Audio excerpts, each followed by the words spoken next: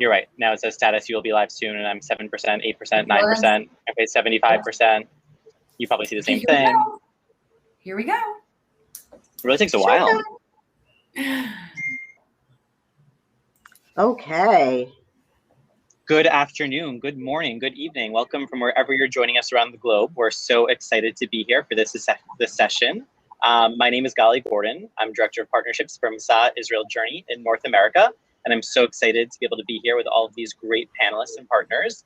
So I'm going to start with some introductions before I turn it over to our host. So first is we have Rabbi Avi Green joining us. He is Director of Judaic Language for grades 6 through 12, as well as the Israel Guidance Counselor at the Sheikh Hillel Community School in Florida. We have Steve Berkowitz, President and CEO of ACA Financial Guarantee Corporation, father of Ali, a recent Young Judea Year Course alumna. We have Daniela Lazar, who is the Director of Registration, Masa Coordinator, and Internship Coordinator at World B'nai Akiva.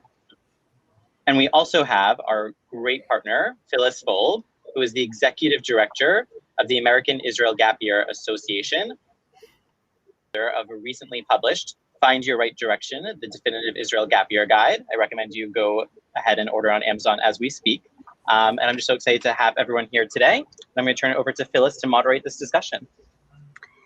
Thank you, Gali. It is my pleasure to be part of this, as well as all the things that Masa does. I am very proud to say that I am a 10-year partner with Masa in our collective mission of making gap year the gap year and Israel the destination.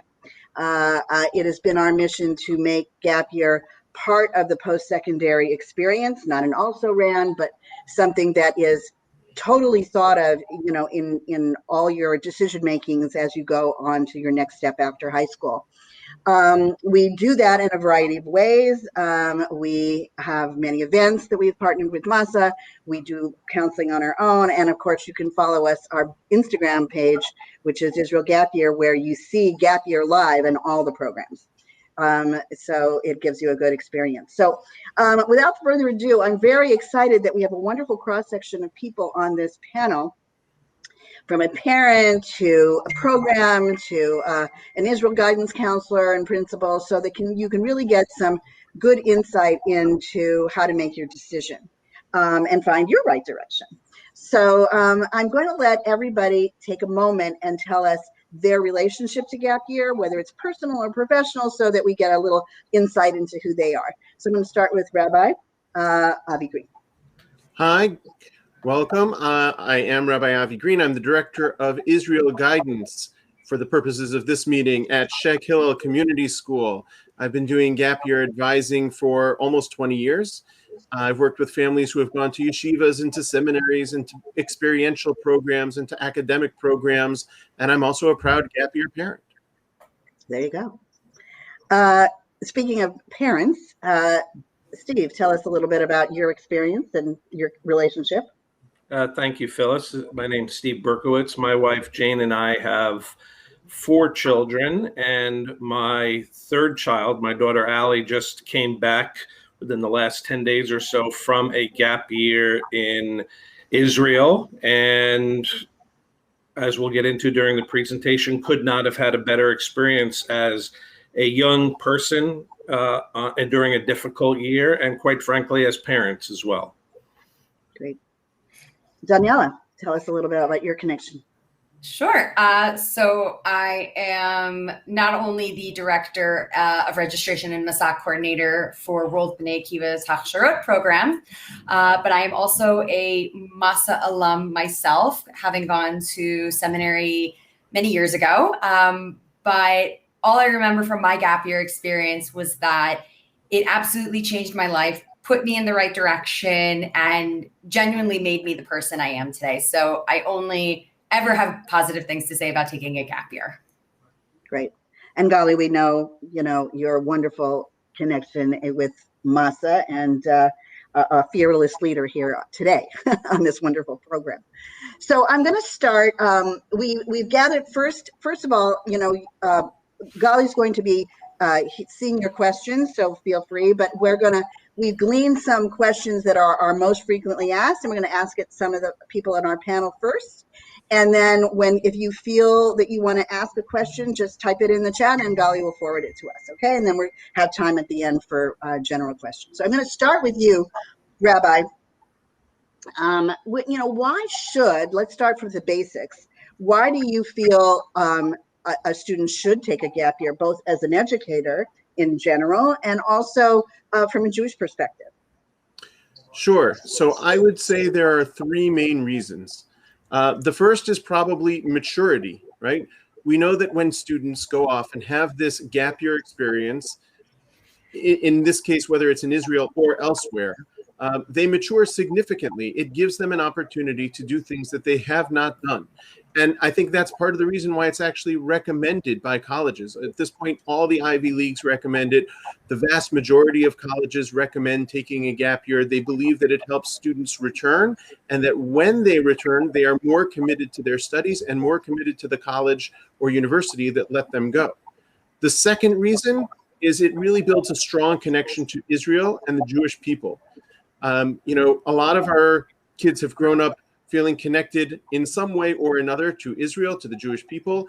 This really makes it concrete. Being able to go see places you've studied about, being able to meet people, talking to Israelis, talking to people who have made Aliyah, those kinds of things really concretize one's Jewish identity. And it has also been shown to form a strong Jewish continuity, in the sense that people who go to Israel tend to stay part of the Jewish community and marry within the Jewish community. And in addition, it allows you to meet friends from all over the world. I can tell you that I can go visit Australia, I can go visit New Zealand, I can go visit, obviously, Israel, but all over North America. And I have friends from my own gap year and friends that I've made while I was in Israel who now live all over the world, and it will give your children that opportunity as well. And finally, it really gives them self-confidence, right? If you are able to do laundry in Israel, if you are able to do banking in Israel, if you can handle bureaucracy in Israel, you can handle bureaucracy on your college campus. And so it gives them that self-confidence to really be able to go and to say, I can take care of this myself. I don't need mom or dad to hold my hand.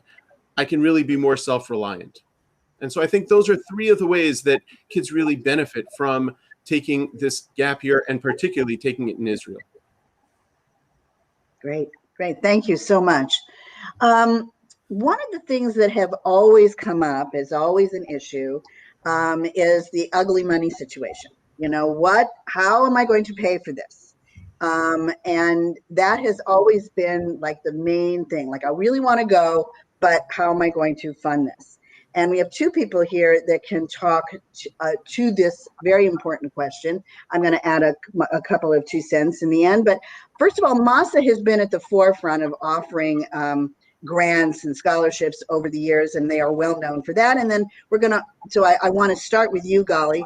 And then Daniela, from a program point of view, I want to also talk to you, to ask you your perspective. But first, Gali, tell us what Masa has to offer parents and students. Absolutely. Thanks so much, Phyllis. Like you said, to provide grants and scholarships for all of our different participants. I just dropped the link for pre-registration for our grant to open if you're planning on coming in the 21-22 year and have already been accepted to your program. But there is a standard grant available depending on your program that is available to everyone. And there's also the opportunity to apply for needs-based aid based off your financial records that will be confirmed by our scholarships department and the such. So that is available for all Masa participants. In terms of other funding opportunities, I'm sure Daniela will talk about it from the program perspective that might be available in those individual circumstances programmatically, but sometimes there are options available there. But I would say turn to your local community, turn to your networks. Federations here in North America many of them have Israel scholarship funds. Some of them are quite generous in communities such as Boston, Cincinnati, Atlanta, to name a few, that have generous aid available. But I would say also turn to your local networks, your rabbis' discretionary funds, the synagogue funds. They all love to see their congregants head to Israel. So this is a great opportunity to do that. As my colleague Josh is mentioning from the United Kingdom, you can apply for funding from the UJIA, there for UK specifically. Here specifically in the United States, Jewish National Fund USA has a Plant Your Way program, which is a great opportunity to raise money for JNF's work in Israel. And as a thanks for fundraising on their behalf, they'll set aside an amount equivalent to half of your donations that you raise towards your program. The Hebrew Free Loan Societies, they're an international network, also have opportunities for you to get a interest-free loan that you can pay back as well throughout the program, which is a nice way to be able to spread it out over time without any interest. Those are the major opportunities we're always sending people to. There's also a place on our website that might have some more as well, but I'm going to turn it over to Daniela. Thank you, Gali. One of the biggest challenges that programs in Israel face is our scholarship funds, meaning parents and families will approach the program first to say, I need scholarship money. And one of the things that will then come back and say, check with your local networks, as Gali said, apply to Masa. You never know what the outcome is going to be from any of these scholarship opportunities. But the last place that you should go to is your program, because something to keep in mind is that the scholarship funds that your gap year program has have to be spread out to all of the participants. So if your program has 70 kids, you have to keep in mind that that money's got to get distributed to all 70. Some may need more than others. And so the program should be one of the last places you go to. It's one of the hardest things for us as a program to say is, how much were you able to gather from your local network? How much did you get from Masa? And we understand that deadlines come up and deadlines are missed. So parents, we strongly encourage that if you're looking into a gap year, even for this year, check with your local network sooner than later. One of the things we don't like to do is no program ever wants finances to be a reason that your child can't come, that you or your child can't come to Israel. We never, ever, ever, and any program will say this, no program will ever say, you can't afford it, you can't come. It's not in our vocabulary. Finances should never be a reason that you or your child don't come to Israel and come on a gap year program. So again, you can always go to your local go to your program to say, hey, do you have any specific scholarship knowledge about my area? This is especially true if you're outside of North America, as I see a couple of people here from the UK, I saw one from New Zealand. So if you're looking for something more specific, you can contact your gap year program, but definitely, as Gali said, check with your local networks, check with your federation. Even if your federation doesn't have funding available for Israel, they can tell you where to go. But again, one of the hardest things is for a gap year program to, stretch scholarship funding. So let that be the last place you go to. Collect all your local and Masa funding, come back to your program, say, here's how much I have, here's how much I can pay, can you help me fill the gap? And 90% of the time, the answer is very much so, yes. So again, parents, we don't want gap year programs. Nobody ever wants finances to be a reason that a gap year can't, especially with Masa programs in Israel, we never want that to be a reason that can't happen. So let me just add too, there's a variety. I always say to my families too, like when I was a counselor in schools, I'm a counselor now, but certainly when I did it in schools and I had my students, the moment they walked in, the moment they sat down for orientation, I started talking about their gap year. And because I wanted it to be at the forefront of their mind and to be planning for it, so that it's not something that it's a last minute thing and saying, oh my gosh, I forgot all about that financial part of it. It should be a conversation, parents, if parents are on here, right away.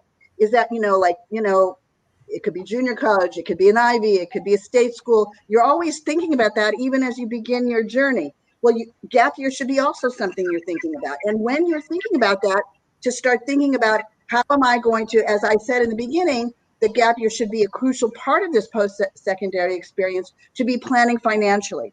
And how do you plan financially? On all the traditional ways us parents do it. But also I suggest to my students that they take ownership of this, because the more you take a role in planning for your gap year financially as well, maybe it's babysitting, maybe it's other jobs that you have, put a little aside for this event, because you'll help your parents and you will also have more clout when you discuss this, where you want to go, because you're an active participant. And I also must say, Dave, maybe you can put our website into the chat as well. On my on AIGYA's website, we have a resource page in which we list a variety of random scholarships that are just completely, all over the map. From, if you sleep on a certain mattress, you can, and write a story about it, you can get, $1,000. They change all the time. But what I'm saying is there's, looking at scholarships on the things that are of interest to you. There are alumni associations. If you turn out to do an internship, say in media, there may be scholarships for programs that specialize in media, and they may want to support you. So what I'm saying is you'll have to do a little bit of homework, but we list a whole bunch of them, and reach out to us so we can help you in that regard. Now I'm going to turn to our, we were talking about parents, so now we're going to turn to a parent who has had a student in on a program. And I wanted to know, Steve, from the beginning, did you completely embrace the idea of gap year, or was that a real decision-making process between your student and you? It's a good question, Phyllis, because I think for us it was a little bit of a unique question in that go back a year ago from now, when we were so ensconced in the COVID challenge and the horror, etc. And we had floated the idea to my daughter, and I have another daughter just a year older, and they were, like many kids, just looking forward to getting to college. They wanted to, as Rabbi Green said, start their lives, or I'm sorry, you had said earlier, start their lives and go on. And a year ago, as we sat here, not knowing what the world would be, having had a daughter who had been a freshman at college and had been brought home towards the beginning of her second semester freshman year, to see how compromised that was, taking classes from home on video, knowing that in the fall it would be the same way. I would say, strongly encourage my daughter to consider a gap year option, which of course, like many teenagers, she was resistant to at first, even though she'd spent a lot of time in Israel on various camp and school and other programs.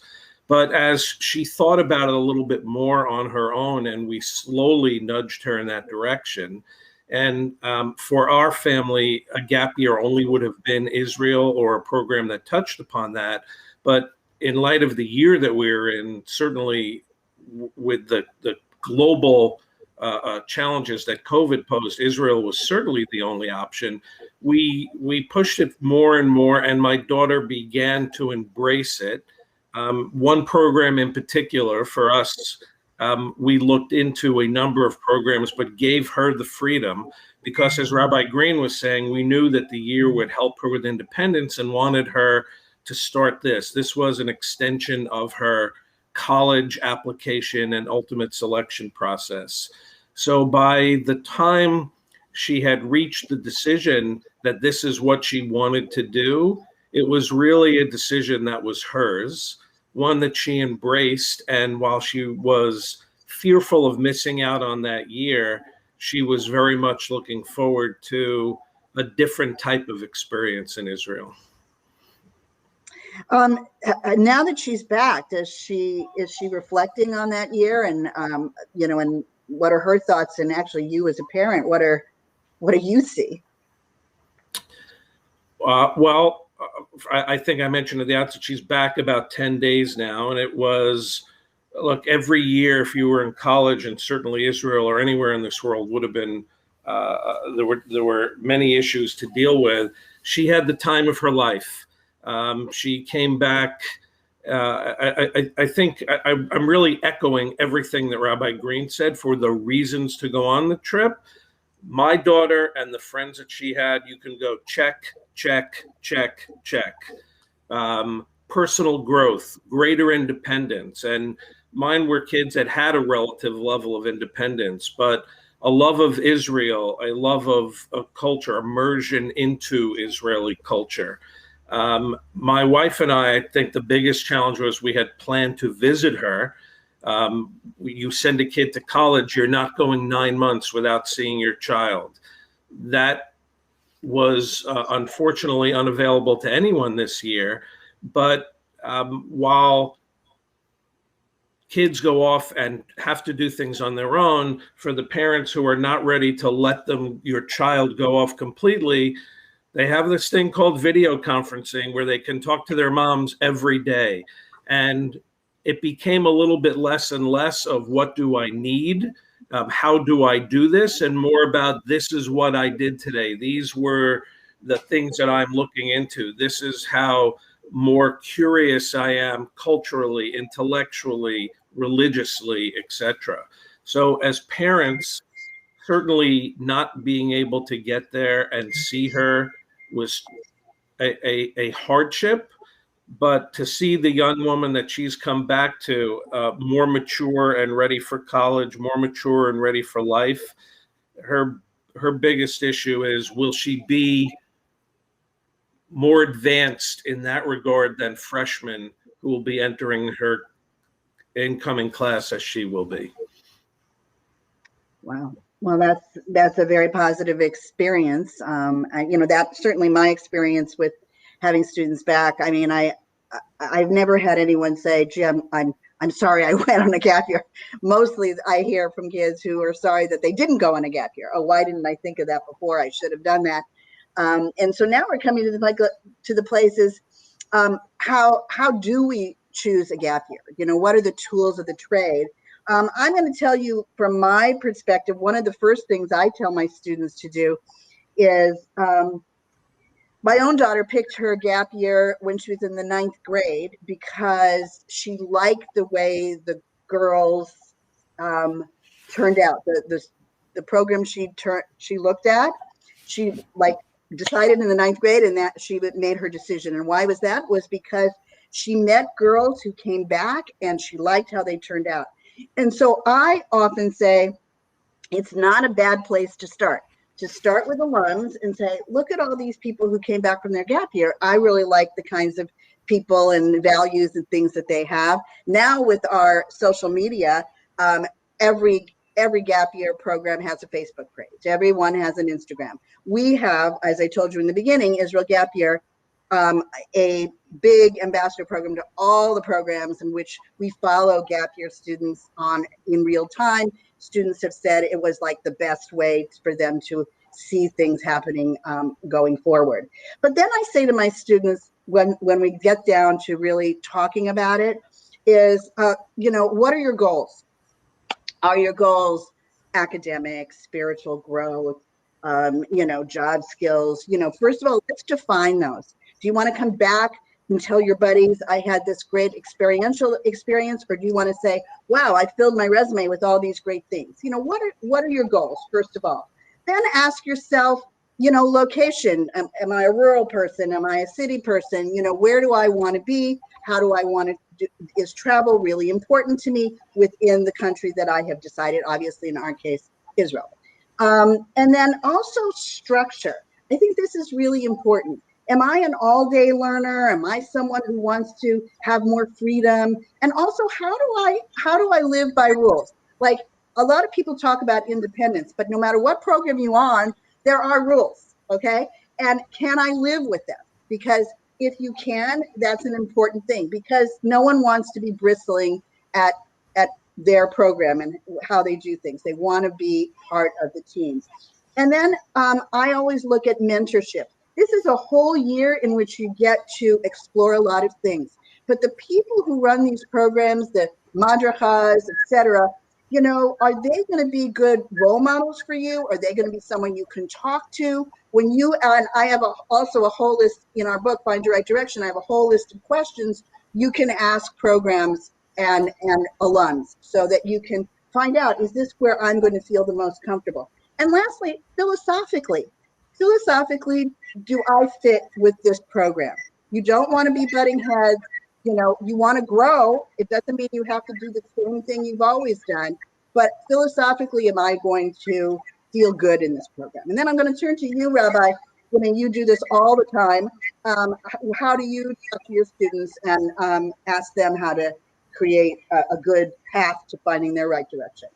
So I do a lot of the same things that you do, that you just mentioned, Phyllis, but I start with one other question. These days I call it the Netflix question, which is, if school was canceled tomorrow and you could choose to do anything productive, which means not sitting all day and watching Netflix, what would you choose to do?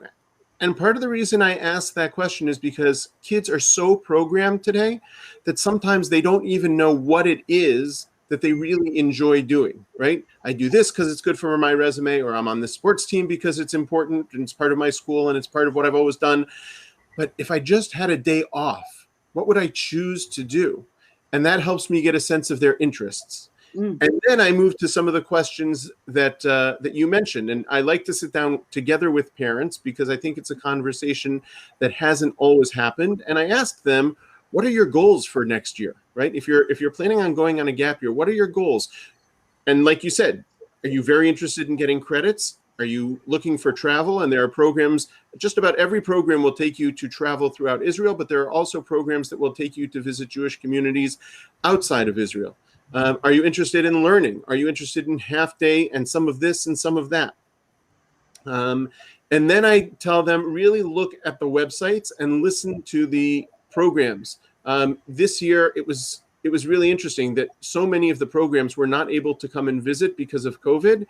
They were able to Zoom in. And that meant, I think, that they were able to actually visit a lot more communities than they have in the past. Because if you're flying from place to place, that's time consuming, expensive. But when you're Zooming in, it may not have that personal touch. And I think some of our kids actually miss the swag that they get. But they got to hear from a lot more programs. And so they got to hear from the directors of those programs. And then I tell them to speak with alumni and really find out what it's like. And part of the reason I put alumni towards the end, Phyllis, and I'm going to disagree a little bit there with you, is just because each year is different, right? There are programs where they have kids come back for a second year, and then there are programs where the kids are only there for 1 year and you get a whole new crop the second year. And so every year has a little bit of a different feel to it. And you're hoping that the program at its core remains the same, but you have to really like the core program. And I think that goes to the final thing that I share with kids and with families, which is make yourself as educated a consumer as possible. Because if you know what you're getting, the good, the bad, the ugly, and you can be happy with that, then you will have a fantastic year. If you go in knowing all the things that you want, and the program's able to provide that, and you know that not everything is going to be perfect, you're going to have a phenomenal year and come back raving and ranting about how it was the best thing you've ever done. Whereas if you go in sort of hoping that the program is going to be something else than what it actually is, that's when we find that kids really become dissatisfied and begin switching in the middle of the year.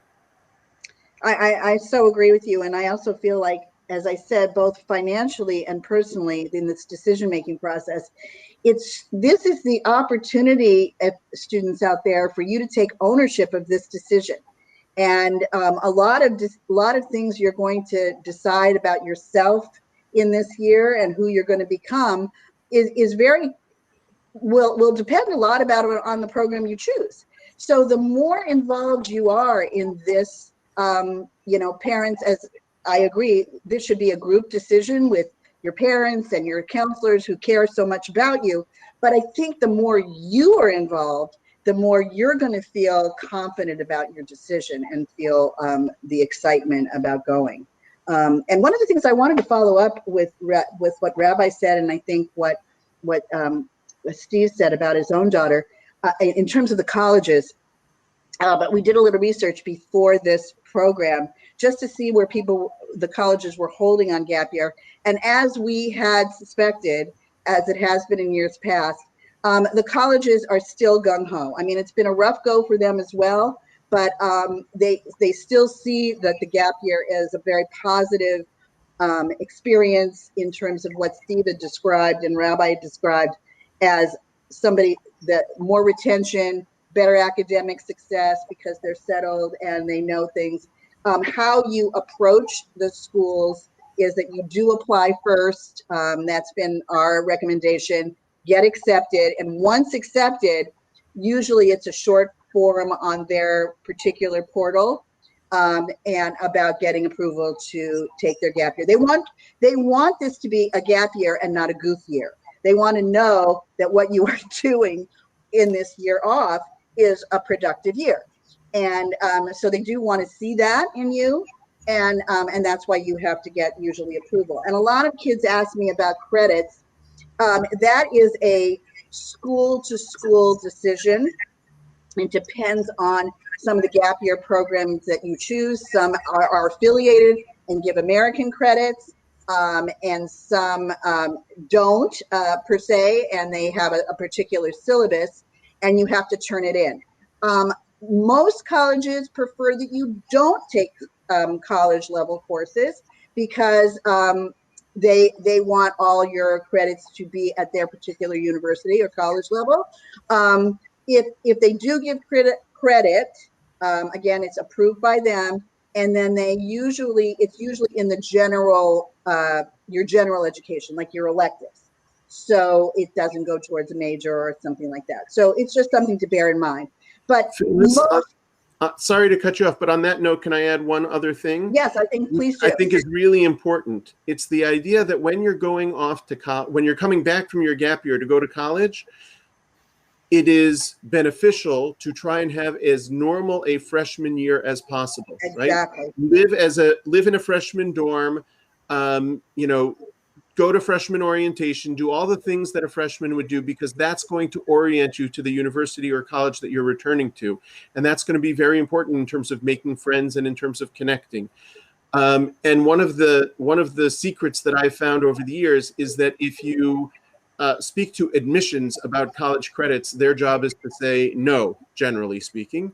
Right. But if you wait until you've done your freshman year at that institution and then go speak to the registrar, right, it is their job to evaluate whether credits from another institution can be applied. And if you can make a case, in other words, saying, I've taken classes at this institution and see how they are very similar to the credits here at our school, right? Sometimes you can make a case for yourself. So that's a little hint. Yeah, no, I think that's very important. And I have counseled students to do that as well. But also I want to make a point that this gap year should be about you. And the idea is don't try to make your gap year your college year necessarily.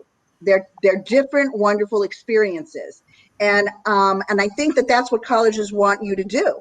They want you to have the gap year experience for it and a standalone, wonderful growth experience, and then come to their institution and have a different kind of experience. So don't let credit be the reason you don't go. You should go to your gap year experience for the experiential, wonderful experience that alone is going to be, and the opportunity to free your mind to take in every kind of experience, things that you never thought you would do, so and it doesn't have to be for credit. So that's sort of. Can I just add in, Phyllis, from a parent perspective, as my daughter was thinking about it, we were pretty clear to say we would prefer you not take or consider a program where you do get college credit.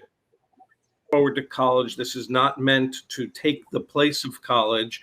It is an addition to college. We view college, no matter where you go, it's the experience and not so much, obviously the classes are important, etc. This is just another level of experience, and quite frankly, a different experience. Our experience was a better experience. And just one other point to consider, you're going away for a year as a student, and as a parent, you're seeing your child go away. So there's a familiarity with kids in that program or not. And when my daughter decided on her program, she knew kids, it was broken up into two. One group started in Tel Aviv and one in Jerusalem, and then they switched. And she knew a lot of kids going to one, kids who she liked, kids she considered friends. And she made the decision to go into the other one because she didn't want her gap year to be a continuation of high school, but more of sort of a starting towards the college experience where you're meeting new kids. There were also going to be more international kids in the half that she selected. So she still maintained the friendships with all of those kids who were in the other half, which they got to see infrequently, but they did stay in touch with. But she's been back 10 days. She's already been up to Boston to see, 10 kids who came in. We're away on a family weekend right now, and there's someone from LA staying with us. So it's our family and someone from the trip who flew in from LA to visit and stay with us. And I will say I'm here with two nephews who did a different program. It was more focused on the internship and the business opportunities. It had similarities, but many differences to my daughter's program. They are different. They didn't have the level of Jewish education, but they loved it. They had many of the things that I've said about what my daughter got out of it. I think they got out of it as well in terms of personal growth, and are looking forward to starting their college years in August. Great. I wanted to now open it up. We have a little bit of time left. Gali, are there any specific questions that came from our audience? And if you haven't written them, please write them down and direct them to whoever you'd like to ask a question to. Thanks, Phyllis. At the time, most of the questions have been answered in the chat, but I'd also like to open up to our panelists. If anyone has anything else that they feel like they haven't shared yet in our closing minutes that they'd like to our audience, now's the time. I'm happy to chime in with Rabbi Green and with Steve with regards to the gap year experience. That as an alum, one of the things that I really looked for in my gap year was, personal growth. And any program will tell you that this is a year of personal growth. This year is about you figuring out who you are as a person, who you want to be as a Jew, and how you want to build your connection to Israel. And so, along with everybody saying that the credits should not be the driving factor, as a program, I have, as a director of registration, we have to agree. And that this should be a year about you finding the right place for you, and that parents find the right place for your kid, and and check out all the programs. A lot of people will say, I want to be in this specific place, or I want to be in that specific city. I'm looking for an internship. I'm looking to volunteer on a kibbutz. I want to work with Magen David Adom. I want to study in a Beit Midrash. There's so many different experiences to have in so many different programs, but the experience needs to be about the participant having a wonderful year, growing as a person, and going back to the States or staying in Israel, just prepared to take on, the world. That's what we're here to do as programs. We want to make sure that you're ready for the next stages in your life. And I'll add to that, to what Daniela said, that to encourage any students who are listening and parents to encourage their students to take a moment to step outside their comfort zone from time to time while they're there, right? Really take an opportunity to try something new. Whether it's a Shabbat in Mea Sha'arim, whether it is a trip up north to Tzfat, where it's a little bit more, laid back, and whatever it is you want to do the traveling, do the other pieces. I'll always be safe, and I will say that for these programs, safety is always their number one concern. Yeah. But at the end of the day, take that opportunity to have really unique experiences, because you never really know when you'll be able to do it again. Exactly. Definitely. This is your year. I really can't emphasize this enough. This is your experience. And, when you come back, you want to ask yourself, when I opened it in the beginning, what do you want to say to your buddies when you get back? What kind of experience did you have? What can you say to your parents? I know my own daughter said, Mommy, thank you. She also wasn't sure she was going to want to go. Our family, we insisted on her going to a gap year, but she had the choice of which gap year she could choose. But gap year was always part of the equation. But in the end, she said, thank you, because now I feel comfortable in my own skin, that she knew who she was, separate from us. And as a parent, that's what you want. Our children are only on loan to us. And you want them to spread their wings, and you want them to do it in a positive way. So this year of self-exploration could not be valued, enough. That it's just priceless. I would just add to all of that, which are all these wonderful big picture qualities on a smaller scale. We're getting into the minutia. My daughter comes home and she cooks for herself and for us, which she never did before. The focus on eating healthy, on getting up early to exercise. These are things that she learned on her own with a group of peers and was not driven by her parents, her teachers, the program. And part of what you come back with, you're right, I think Danielle said it, you're more comfortable in your own skin. We talk about personal growth maturity. There's maturity that as a parent, it's just heartwarming to witness. And maybe it would have been there had she gone through her freshman year of college. I can't say, but it's certainly there now, and we couldn't be more pleased. Amazing. Thank you all so much. This was fantastic. I know the audience truly appreciates all of your perspectives and feedback. So thank you so much on behalf of Masa. And now is the time to go find the program that's right for you. Head to the breakout sessions in the agenda or lobby, and let's make it work for everyone. We'll speak with everyone soon. Thanks all for coming, and thanks for my dear panelists.